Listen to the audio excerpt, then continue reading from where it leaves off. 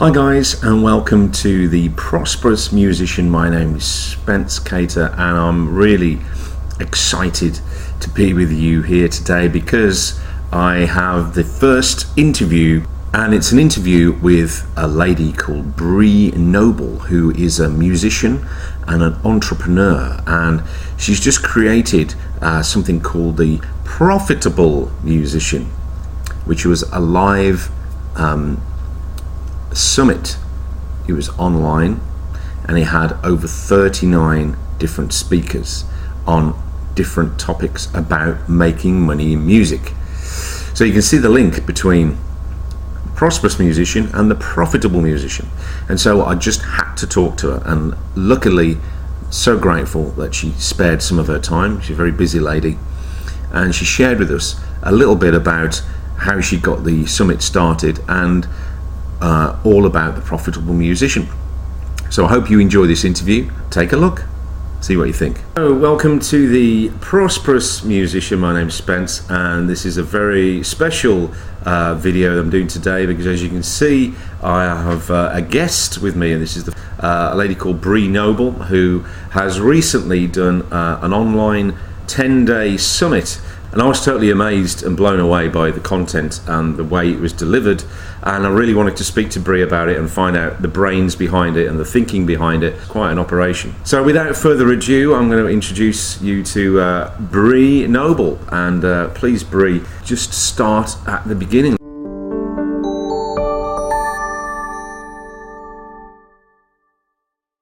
Sure. So I was a musician like all the way through school. I actually got a degree, a double degree in vocal performance and finance. So my intent was always to be a musician, but as many of you guys may know, it's really hard to get started, and I was very clueless coming out of college. I had no guidance whatsoever on how to get started as a musician. So I ended up working in finance because I knew I could find a job there. And eventually I ended up working as the director of finance at an opera company, one of the top 15 opera companies in the U.S., down in Orange County, California. And that was a great experience working, in the arts and being able to be around, the amazing world of opera and people like all the artists on our stage that were kind of living their dream of being an opera singer. And although I didn't want to be an opera singer, I really was a bit jealous of them. I wanted to be out there performing myself. I wanted to be a singer-songwriter, an inspirational singer, and eventually speaker. And instead, I was giving them their paychecks every week. And so I always was trying to work on the side to find a way to be a musician. And I ended up leaving the company when I had children and trying to focus more on raising my children and taking some of the stress out of my life of running the opera company. And at that point, I had a little more time to devote to figuring out how to do the music thing. And so I ended up learning how to do grassroots marketing and building my musician career from scratch and becoming a performer and touring artist throughout California. And so during that time, I had young kids, I was touring, all that, and I ended up starting an online radio station, which may seem like a little bit of a random thing to do, but because I was performing in a lot of places and meeting a lot of people, I met all these great female artists, and I wondered why I didn't hear these artists on the radio, and so I decided I needed to create a platform for them. So that is how Women of Substance was born. It was an online radio station for 10 years. Wow. And then it became a podcast, and it's still a podcast today. So I just released episode number 794 or something like that. So yeah, it's a lot of great musical content. But that was kind of how I got into the world of working with musicians, because I was helping promote their music. And then over the years, I became, got to know them a little bit and found out that a lot of them really didn't know how to promote their music. They didn't have any outlets for doing that. They didn't have the knowledge they needed. They were kind of waiting for somebody else to swoop in and help them promote their music because they didn't have marketing and business knowledge. And so I said, well, why don't I create a platform for this and specifically help female musicians? Because I loved working with females. I felt like they were underrepresented in the market. And so that's where the Female Entrepreneur Musician was born in 2015. I started with a podcast, ended up moving into creating a platform called the Female Musician Academy, which is a training site and support community for female artists, and it's a membership site, and they get access to a ton of different courses and resources and group coaching sessions and things. And so that's what I've been doing for the past 3 years. It actually opened June 2015, and so over those years, you know, I met a lot of great other people working in the space, and one of those people was Steve Pal Freeman. When he did his Music Launch Summit back in 2016, I was really impressed. I was one of the speakers on the summit. It was a great experience, and he and I really hit it off. We've, you know, done a few things together over the years, and when I was thinking about doing a summit myself, I contacted him and asked him for some advice, and that ended up morphing into us partnering on this particular Profitable Musicians Summit, which has been a great and amazing experience. Wow. So just wanted to just take us back slightly to the podcast, when you started the podcast, and you've now done over 700 episodes over 10 years. So that's really starting off when podcasts, because they've had a bit of a revival lately, they seem to be a lot more popular than they were. Maybe it's gone a bit like that. And but I'm just that's obviously set you up for the discipline and the way of creating shows and producing shows and interviewing. But what have you noticed in terms of like the podcasting skills and the podcasting world over the 10 years? And you're obviously still doing that now. So how did that translate from the podcasting into that? It translated really well. So, you know, in 2014 is when I started the Women of Substance podcast. It was an outgrowth of the radio station, and that's a music-only show. But I get to talk a little bit about each artist. You know, I introduce them. It's kind of almost like listening to, you know, the old Case Haysom Top 40 kind of thing. I like to say a little bit of something interesting about each artist. I was a big fan of that kind of stuff back in the 80s. And then when I started doing the Female Entrepreneur Musician, that started out as an interview show. So I started interviewing independent female artists to find out what they were doing to be successful, to actually have a career in the space so they could teach the people that were just starting out. And that kind of morphed slowly into like a combination of an interview show and a teaching show where I would teach on particular topics. But I love the interviews, and over the years people had said to me, oh, you know, I love the questions that you ask, I think you have great interview skills. And so that was kind of where I was going, thinking about doing a summit, and that I thought I could use my interviewing abilities and my actual joy of interviewing people and loving to get to know how they became who they are today. I just find that so fascinating.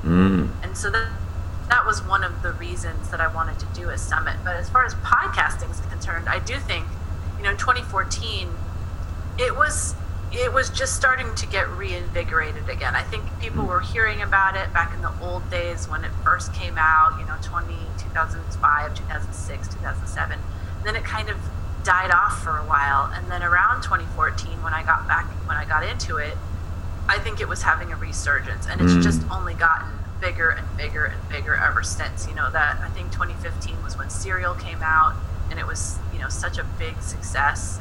It might have been 2014, but that kind of, those type of shows have really brought podcasting to the forefront. So I'm still podcasting on both of my shows. My Female Entrepreneur Musician is on episode 156 or 157, and you know, so it's still a fantastic medium, and I basically built my whole business around it.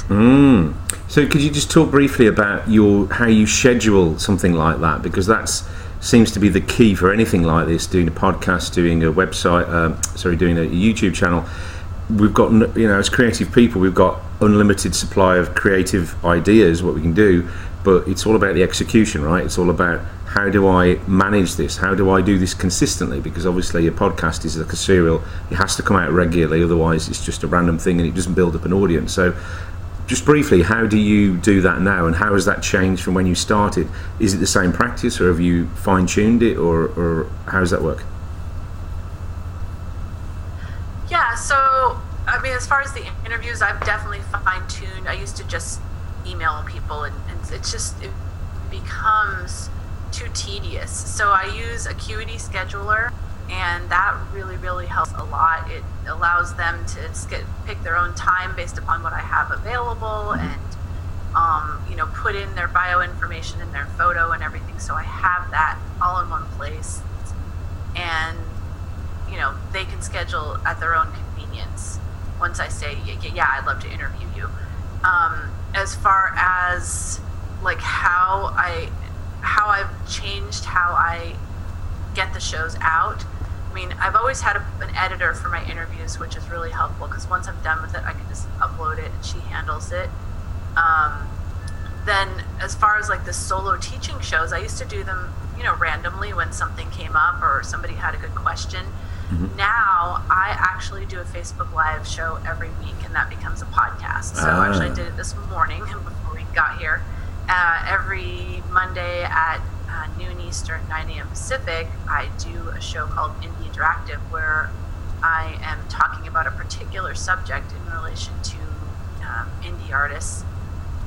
And a lot of people come on, we have a discussion. So I'm not just teaching, I teach, with a few slides and everything, but it's more to open up the discussion of what they're experiencing in their career, and questions that they have, and comments that they have about what I'm saying. So it's been really valuable, and I turn that into a podcast. I edit it somewhat, but I like to leave in the comments of the people that are on the show, because it helps other indie artists say, oh, me too, or I'm so glad to hear that other people experience that, and it's not just me talking at them. Great. So at what point did that, or is that monetized? How does one go about monetizing a podcast? It is, so the Women of Substance podcast, the music one, it is monetized in that I do have sponsors. I have anywhere from like 2 to 4 sponsors every episode, and a lot of them are musicians that are on the show. If they want just more airtime to talk about their new album or their website or something. Some of them are music-related resources, and so that's actually been a part of it from the very beginning, because I originally had monetized my radio station, and I had commercials there, and so we just kind of moved that over to the podcast. As far as the female entrepreneur musician, I haven't worked as hard to monetize that with sponsors, because I monetize that with people wanting to join the academy. They get to know me, the way that I teach, and then they want to come join the academy. So that's always been kind of the purpose of that podcast. But I have recently had some sponsors approaching me for that one, and I have taken on a few of them if they really fit with the audience that I have for the show.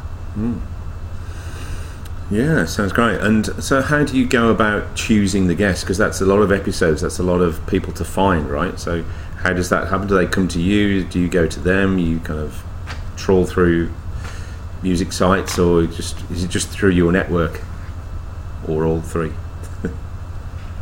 It's kind of all of that. I mean, I have occasionally I have PR agents approaching me, and I'm very much vet. I want to make sure that they can talk about making income as a musician, and not just, oh, this is all about my new album. Like, there's a million people I could interview about that. I want to hear how you're making income in a particular area, especially if it's something we haven't talked about before. Some of them are people from within my network, people that have been on Women of Substance, several artists that have been in my academy and gone on to do things that I really wanted to highlight. Different people that have different specializations that we haven't talked about before. I'm always on the lookout for those. Great. So did that naturally segue into the people that appeared on the Profitable Musician Summit? Yeah, I definitely would say that there's been a few few people that I've worked with over the past few years in different ways, doing joint partnerships. Many of them have been on my podcast that ended up being speakers on the show because I knew I had great rapport with them. They had great content, and I just wanted the chance to share them more fully with my audience. So I'd say like a third of the people on the summit are people like that, and then the other ones, some were recommended by my partner Steve that I didn't know, and some were people that I knew in the space, but I hadn't had them on the podcast just because sometimes it's because they're male. My show is the female entrepreneur musician, so I try to only interview females that are either musicians or in the music space. So some of them were males that I just on the summit. Great. And so how long did it take you and Steve then to put together the Profitable Musician? Because there was 39 different speakers on it, right? And they all represented different aspects of creating revenue stream or creating visibility to be a musician. So what was the process there of selecting the best speaker for each segment and scheduling, putting all that together, getting everyone's kind of schedule together? How did that could you just tell us a little bit about that? Yeah, I'd say the ramp up period was about 6 months, but we really didn't start working on it intently until about 4 months out. I'd say in January we got together several times and started throwing out names and putting them on a spreadsheet. It kind of developed organically. We would each throw out some names, and then we would approach those people and see if we could get them. But there was probably about a month process of figuring out who we wanted to be on there and getting them to agree. And then the next step was getting them on the calendar, which was all about me dealing with the Acuity calendar and setting up. Obviously for the summit, I opened up several days within several weeks that they could do their interviews. And so that was all done through like mid-February to mid-March. We did that. We ended up having a total of 40 because I was able to get a speaker on a topic I really wanted at the very last minute. So we added that at the end of April, which was awesome. So yeah, total of 40 interviews. Yeah, and of course, mostly over, I'd say a 3 or 4 week period. Yeah. Sorry, there was a bit of lag then. I thought you'd finished and you were still talking. That's fine. So yeah, there was. No, that happens. I know that happens. Yeah, it has. And of course, you were hosting the whole thing live, so it wasn't like just putting a load of pre-recorded videos on and letting it roll. You were hosting it all live, right? So. Actually, we were not hosting it. That was not live. So I see. We had pre-recorded almost everything. Yeah. Ah, right. I think I have seen people do a live summit, and it looks absolutely stressful. I don't think I could do it. I take it all back then. It was easy. Yeah, no, definitely not. Okay, so I tuned in to some of it. It was like there was that much content I couldn't keep up with what I wanted to watch.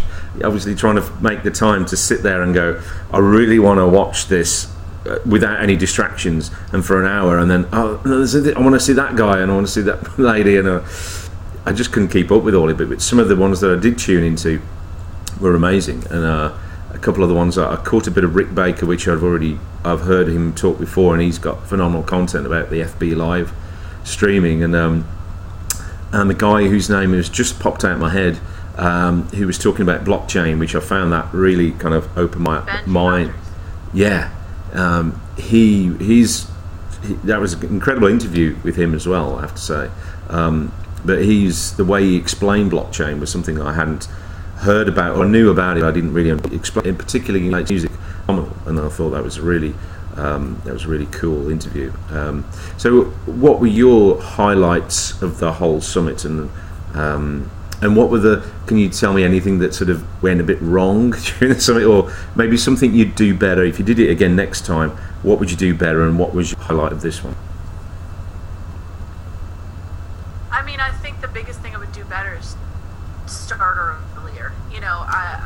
The biggest thing that I wanted was to get a lot of sponsors to take kind of the monetary pressure off, and that didn't happen just because we didn't get enough time. But we did get a few incredible sponsors, and so that was great. But I think next time I would be sure to absolutely get ahead of the game on the sponsorship side, because companies, they earmark their budget quite a bit in advance, and we just didn't have enough lead time for them. So that is going to be the goal for next time.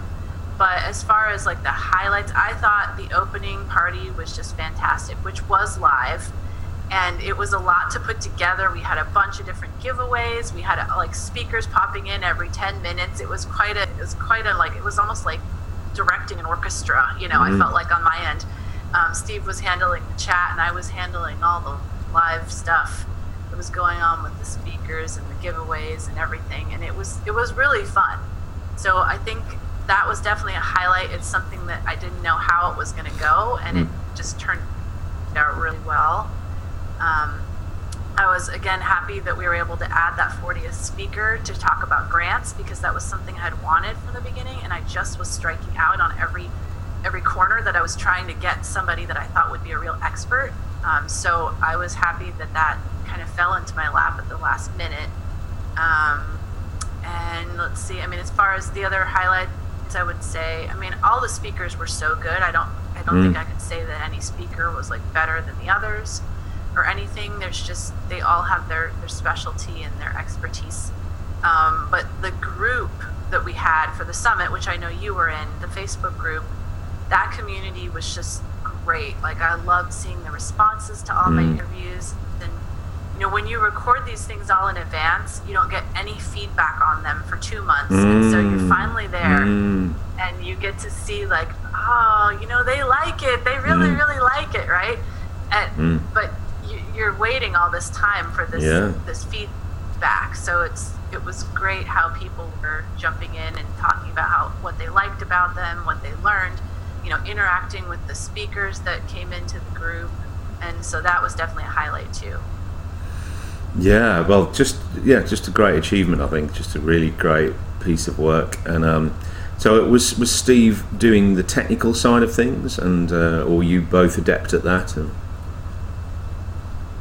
Well, I'm adept at it, but I don't like it. So I could have done it, but I probably would have torn my hair out. Having him do all of that, he's very good with design and branding and fonts and copy and all that stuff. That he's the one that put together all the pages. He is the one that edited all the videos. So my hats were doing all the interviews and the scheduling and dealing with all the speakers and doing all the marketing. So my job was to go out and be the face of it and write blog posts and to do podcast interviews and do all the organic marketing on social media, as well as handle all the Facebook ads. So that was kind of my role, and his role was all in kind of the back office kind of stuff. But he did it so well that I didn't ever have to worry about things working correctly, which was a huge load off my shoulders. Yeah, it sounds like a dream team. You were definitely the expert interviewer and in really getting the best out of the speakers. And like you say, if you've got someone who you can relax with, who knows how to put everything together and brand it all, and it just seemed to, you could sense how it was all working. It worked really well. So what I wanted to ask you is about and it was fun too, because he got to I was going to say that he did get to sit in the interviewer's chair for one interview when he interviewed me. Yes, and so that was cool to see him on the other side of it as well. Yeah, it was great. So with all this technology that we've got as musicians nowadays at our fingertips, and all the platforms that are available, what is stopping us as musicians? What do you think is the problem with monetizing music now? Well, I I think, I mean, unfortunately, I do think a lot of it has to do with mindset. And although, our summit, I'm a very practical minded person. Like, I wanted to give them very practical action steps. But one thing that really stood out to me during the summit is a lot of the discussions in the group had to do with things that the speakers said about mindset and money blocks and things like that. Some of our speakers like D. Grant Smith and Greg Wilnaugh and Tara B. and Nancy Moran, like they talked about the mindset things that they had to overcome to start booking or start asking for money or start selling things. And I found that was really the biggest discussion that was in the group. People admitting that these things have been things that have been holding them back. So sometimes it's not about knowing all the tactics, it's about believing that they would really work for you and that you can do them and feeling comfortable about doing them. Do you think people get overwhelmed with the amount of stuff that they have to do, or that they think they have to do, or the amount of platforms they have to be on? Do you think that's a problem? I think that's absolutely a problem. One of my big things that I work with my students on is goal setting and focusing, and breaking it down to only 5 goals every 90 days, because I do think the overwhelm is so paralyzing. And the FOMO, the fear of missing out, you see everybody doing, this person is blowing up on Instagram and this person is got their YouTube channel, and like we feel like we have to do all of it, and because of that we end up doing none of it. So that's a big thing for me, the way that I teach my students. So what would you say then? Obviously you've got a coaching program, you've got a teaching program where you go into a lot more depth with, and each person's skills, ability and situation are very different, so there's probably not one cookie cutter thing that covers everyone. But what could you say, what kind of tips could you give, or some guidance to somebody who's watching this now and going, that's me, that's totally me, I'm overwhelmed, I've got all these great ideas but I can't get any of them going, what should I do? Well, I think that the first thing you should do is, I always tell my students to just do a brainstorming session and just get everything out on a paper or a whiteboard or something of all the things that you feel like you want to do or you should do with your music career, and then kind of organize those and then look at them and decide which are the ones that you're going to pick for the next 90 days and go all in on those, and then look at those other things that are on the board and say, okay, I'm going to pack those away for another day, but these are like my biggest enemy, because they're the things I wanted to do that I didn't choose, and those are the things that are going to be knocking at the door constantly saying, look over here, come here, you need to do this. So you need to think of them as like insidious little worms that are going to try to get in and get between you and your goals and achieving them. So that's kind of the beginning of the process that I give my students. That's good. That's powerful. I think that's, and why 90 days? Why don't you go for 30 days or 7 days? Or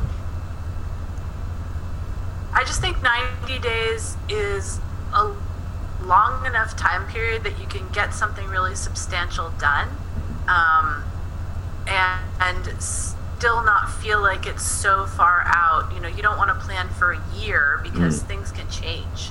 Circumstances can change. A lot can change in a year. Things can change in 90 days, but not nearly as much.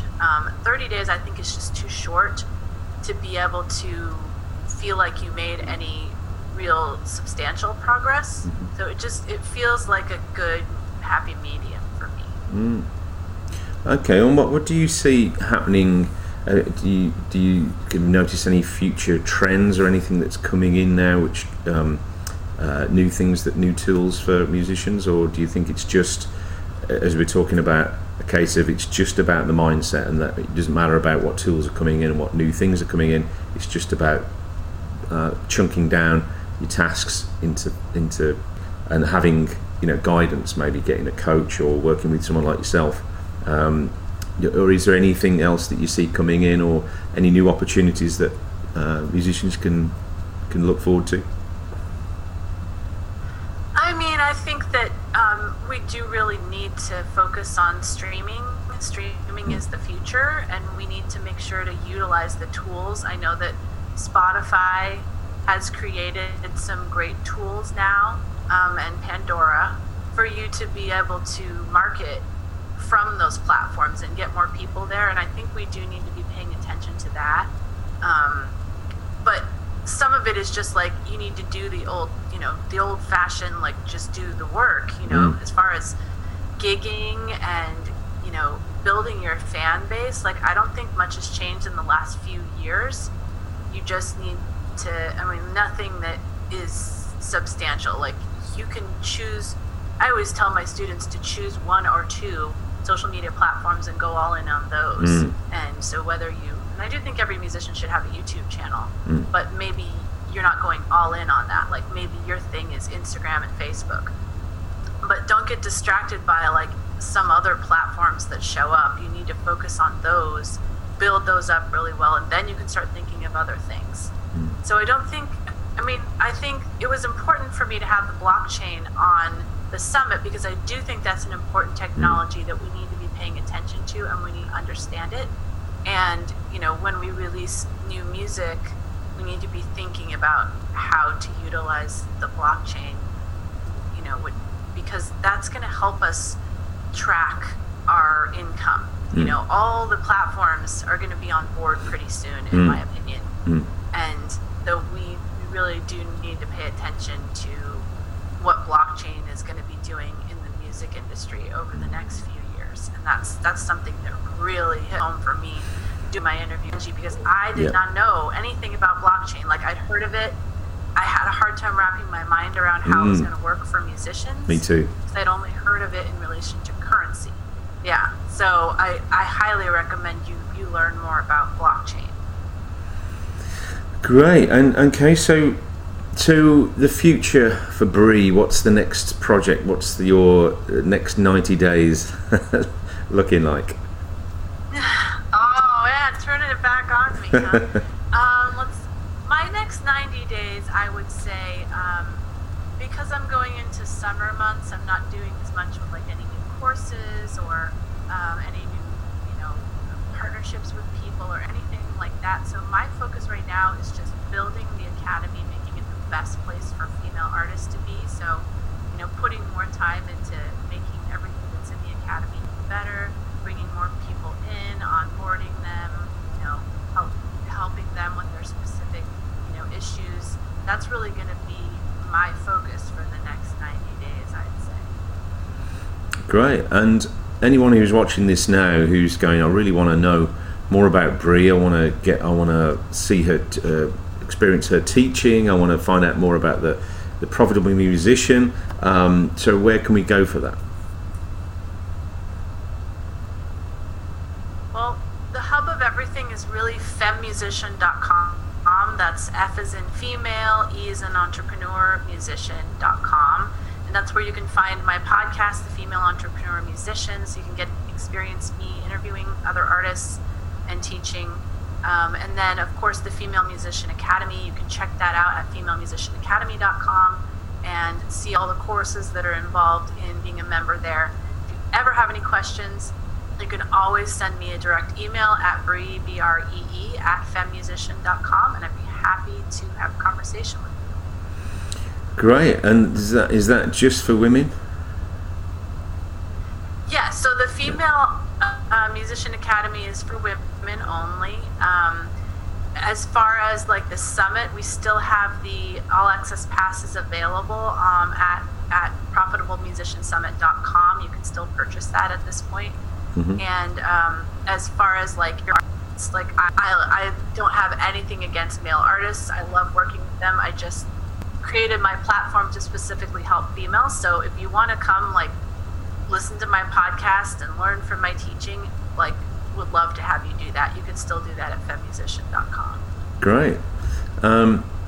Also, I just wanted to ask, did you, what names did you come up with before the Profitable Musician, or was that, you just landed straight on that name and that was it, or was it, because obviously I've done the Prosperous Musician and the Profitable Musician. I wondered if you'd gone through a few different names and then settled on that.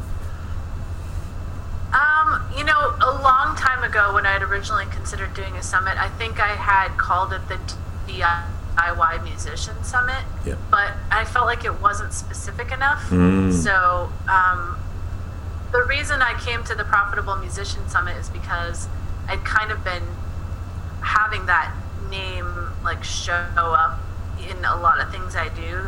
So like I had created the Profitable House Concerts course several years ago. And then I also had a course called the Indie Music Profit Plan. So Profit, and then I have my 5-stage system of growing your career called the Indie Music Profit Path. So Profit was kind of showing up everywhere, so I felt like it needed to be in the summit. It was almost prophetic. Well, anyway, Bree, thanks for your time. I really appreciate you sharing your experience with us and your amazing products. I'm really impressed with your quality of your training, and I've been on your website, and I just think it's all great, the way it's all set out. It's so very clear, and your content's really high quality, and yeah, I mean, you obviously clearly know what you're doing after doing 700 podcast episodes, and I really hope that continues. And I shall look forward to. I'll be watching the space and seeing if any more Profitable Musician summits arise, and I'll definitely be tuning in. So, thank you very much. Thank you. Thank you for having me. It's been awesome. Thank you.